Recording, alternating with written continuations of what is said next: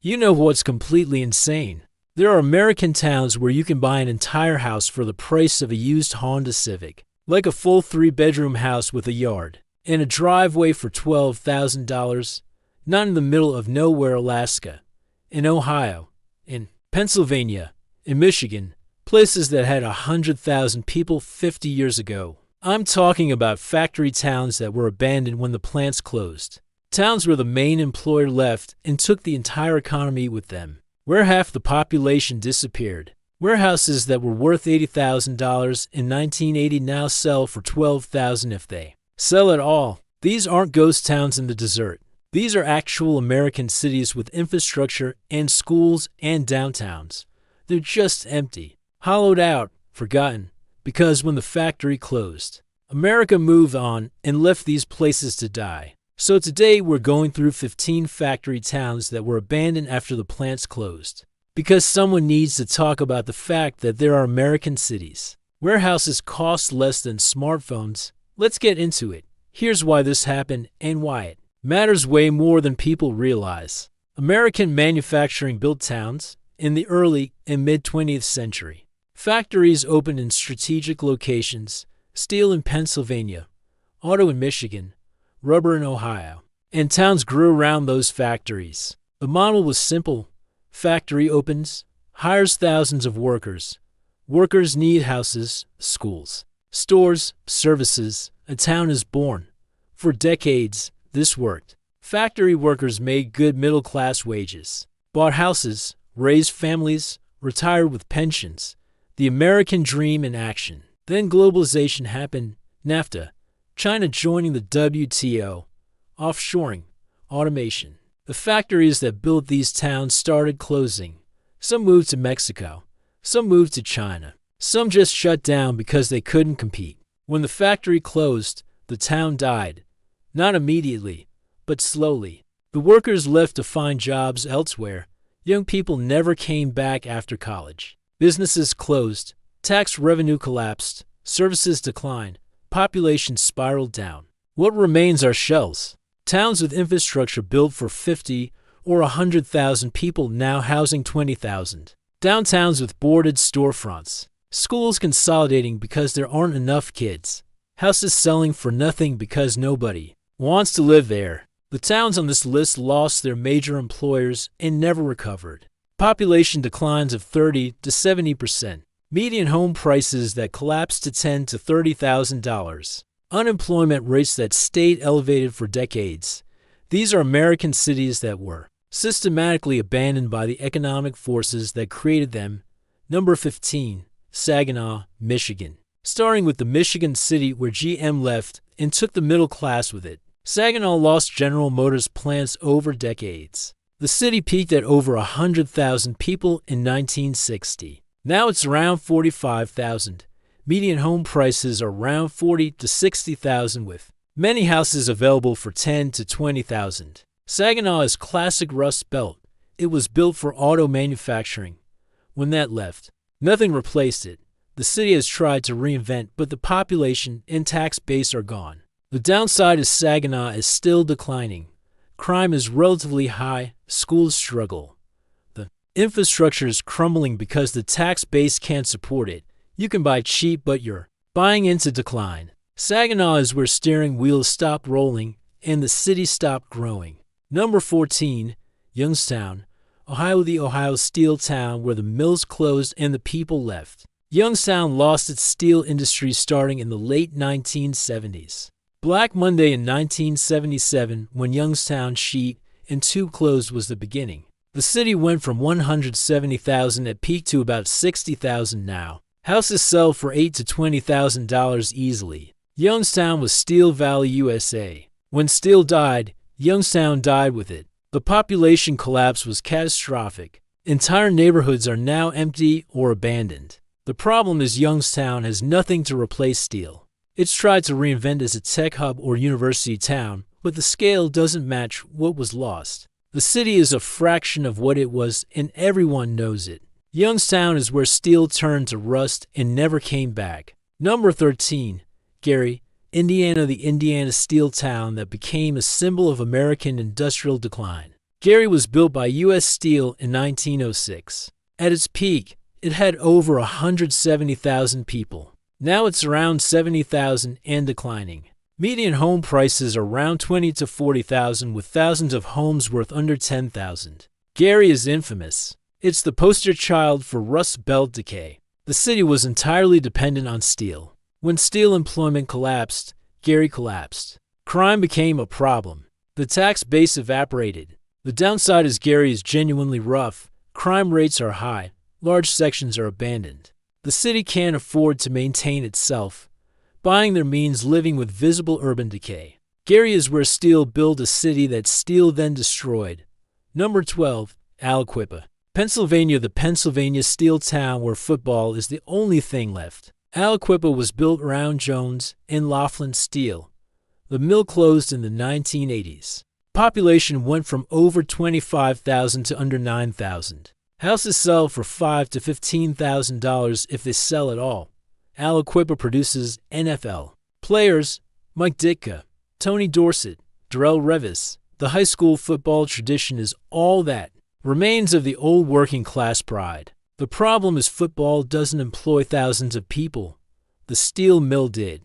When it closed, the economic foundation disappeared. What remains is a tiny town with oversized infrastructure and no economy. Aliquippa is where touchdowns replaced paychecks. Number 11, East St. Louis, Illinois. The Illinois city where manufacturing left and urban decay became extreme. East St. Louis lost meatpacking and manufacturing over decades. Population went from over 80,000 in 1950 to around 18,000 now. Properties sell for almost nothing. Many houses are literally abandoned. East St. Louis is one of the most economically distressed cities in America.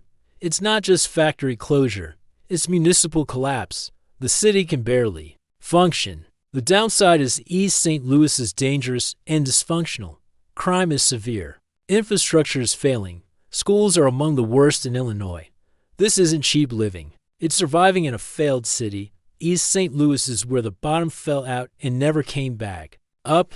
Number 10, Johnstown, Pennsylvania. The Pennsylvania steel town that floods couldn't kill, but deindustrialization did. Johnstown was built on steel. Bethlehem Steel employed thousands. The mills closed in the 1980s and 1990s. Population went from over 65,000 to around 19,000. Houses sell for 20 to 40,000, with many under 15,000. Johnstown is famous for the 1889 flood that killed over 2,000 people. The city rebuilt. It survived floods, but it couldn't survive losing steel. The problem is Johnstown is isolated in the Allegheny Mountains. When steel left, there was nothing to replace it. The city has been declining for 40 years. Tourism can replace industrial employment. Johnstown is where floods were survivable, but offshoring wasn't. Number 9, Dubuque, I will wait. Dubuque is actually doing okay compared to others. Let me replace this with a harder hit town. Number 9, Chester, Pennsylvania. The Philadelphia area city where shipbuilding died and nothing replaced it. Chester had shipbuilding, manufacturing, and oil refining. Peak population was 66,000 in 1950. Now it's around 33,000. Median home prices are around 40 to 60,000, with many houses under 20,000. Chester is visible economic decline. It's right outside Philadelphia, but feels completely separate. The manufacturing that sustained it is gone. The downside is Chester has severe poverty and crime. The city is functionally broken. Schools are among the worst in Pennsylvania. You can buy cheap, but you're buying into a failed city adjacent to a successful metro. Chester is where proximity to Philadelphia couldn't save it from collapse. Number 8, Muncie, Indiana. The Indiana city where Ball Corporation left and Ball State stayed. Muncie was built on glass manufacturing. Ball Corporation and others employed thousands. Manufacturing declined over decades. Population peaked at around 70,000 and is now around 65,000, but that masks greater decline in the city proper. Muncie is known as Middletown from the famous sociology studies. Ball State University is now the main employer, but the industrial middle class is gone. The problem is university employment. doesn't replace factory wages for working-class residents. Muncie has poverty decline. Houses sell for $30,000 to $50,000 in rough areas, with many available for $15,000 to $20,000. Muncie is where glass jars got replaced by college bars.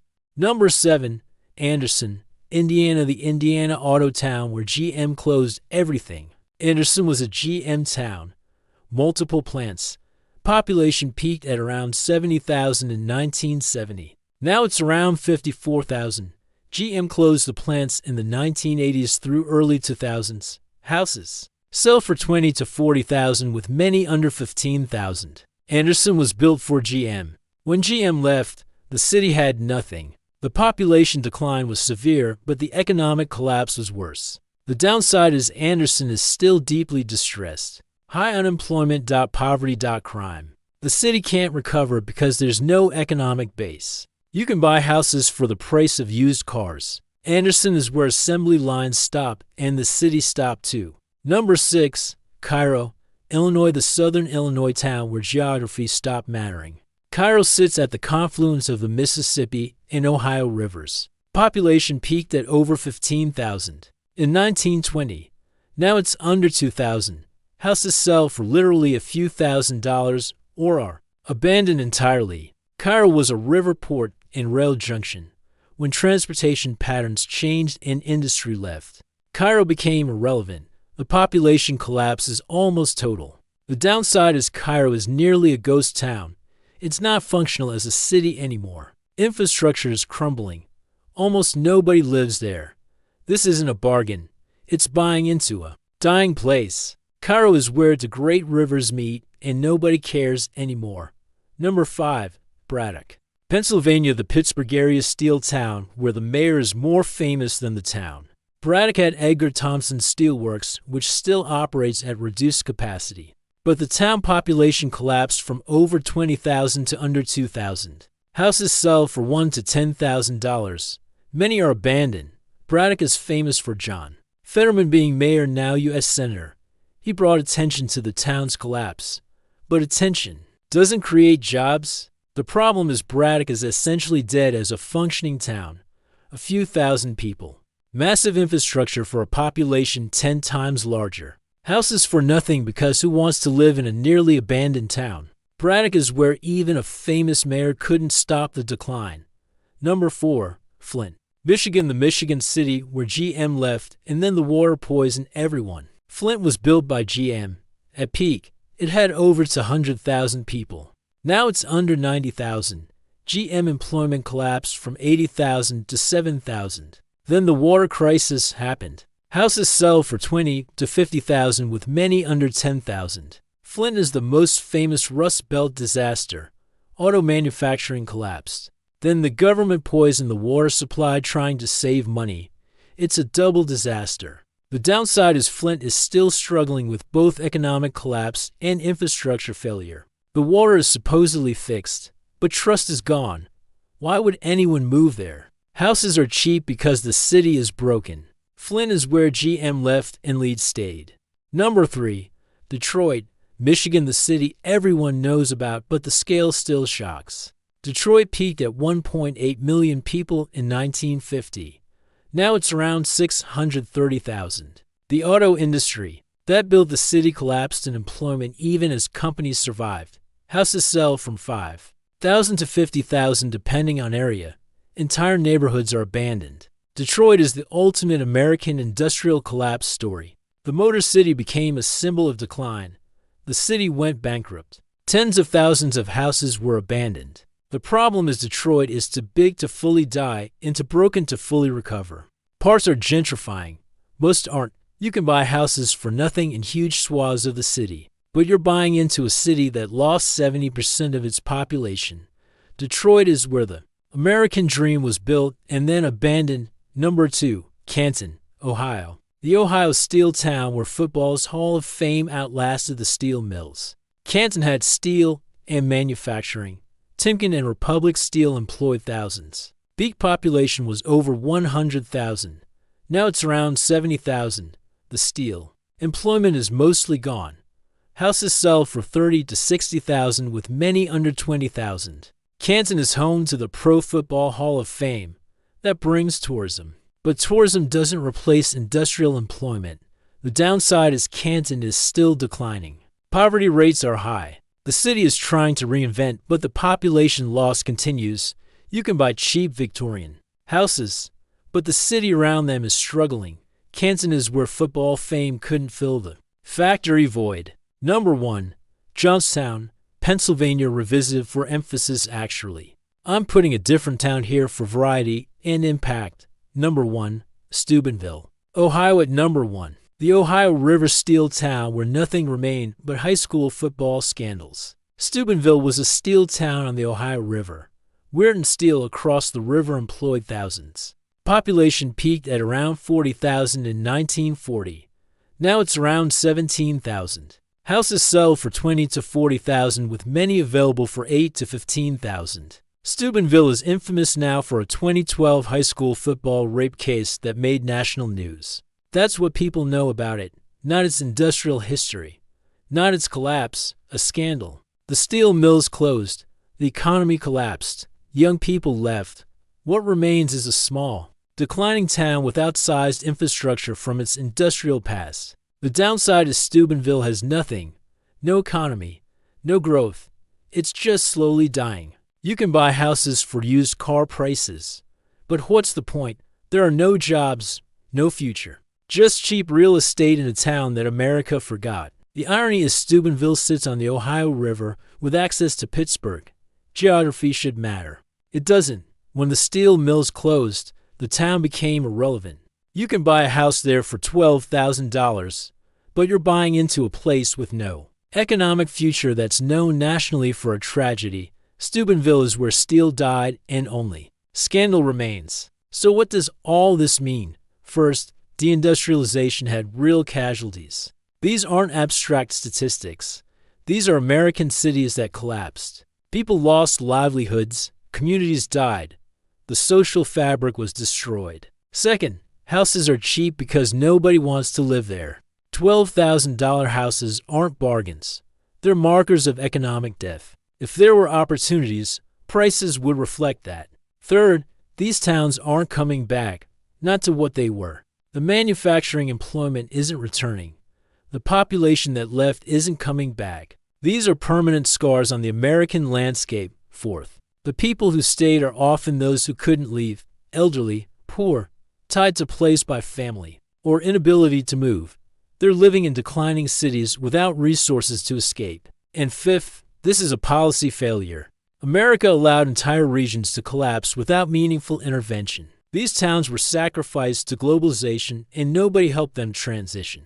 So there you have it. 15 factory towns abandoned after plants closed where houses sell for $12,000. This isn't about nostalgia for manufacturing. It's about documenting what happens when the economic foundation of a place disappears, and nothing replaces it for the people living in these towns. The reality is grim, limited opportunities, declining population, crumbling infrastructure, poverty.